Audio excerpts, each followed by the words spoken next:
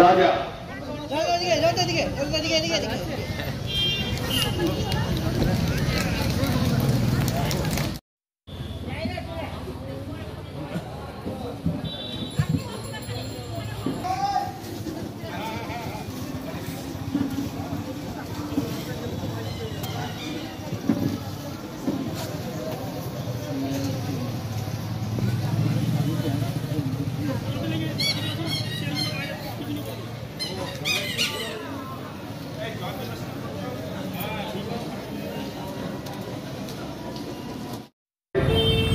আজকে আপনারা এখানে উপস্থিত হয়েছেন।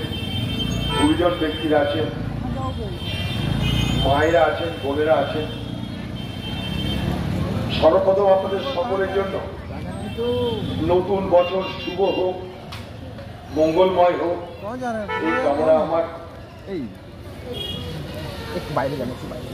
মা বোন ভাবি সকলের জন্য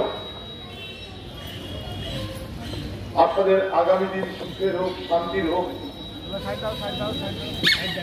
পরিবারের সকলকে নিয়ে আপনারা ভালো থাকুন, এটাই কামনা করছি।